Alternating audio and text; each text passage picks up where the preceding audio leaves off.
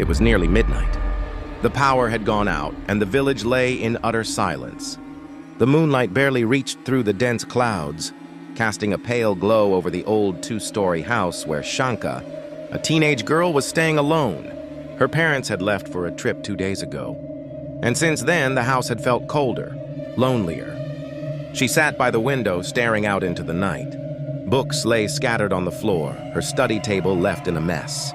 The wind rustled dry leaves outside, but inside, there was another sound, a soft whisper. It wasn't coming from outside, nor from the ceiling. It was rising from beneath the floor. Clutching her father's old walking stick, she tiptoed across the creaky wooden floor.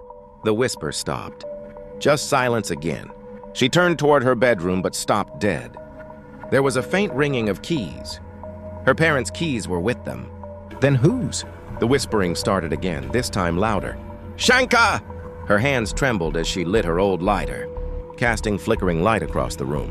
The shadows danced, but one didn't move. It stood still near the refrigerator, like a tall, dark figure made of smoke. Shanka backed away. "Who are you?" she whispered. The figure stepped forward, its voice dry and cold. "This house is yours, but it was mine first." "Why do they all die here, Shanka?" she gasped.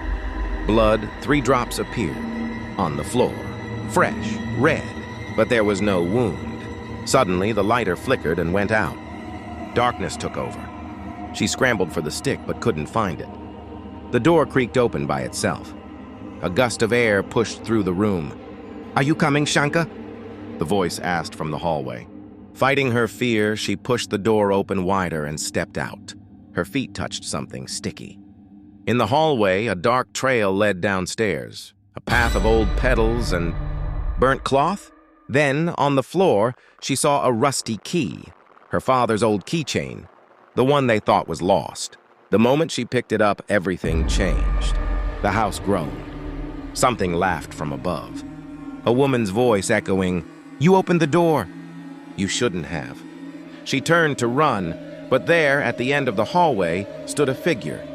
A woman in a red sari, face blurry with no eyes, no mouth, just a cracked smile. She floated, slowly advancing. Shanka couldn't scream, couldn't move. Suddenly, everything stopped. The next morning, the villagers found her unconscious near the front door. She was holding the rusty key and muttering, "It's not my house. It never was. They say no one sleeps in that room anymore. The bed stays cold, the windows stay open. And at night, if you stand by the gate, you might hear the floorboards creak and a voice whisper, 'Are you ready to come in?' Moral of the horror? Some doors are not meant to be opened. Some keys do not belong to the living. And some rooms never sleep." Would you like a version of this story for narration or a YouTube voiceover script?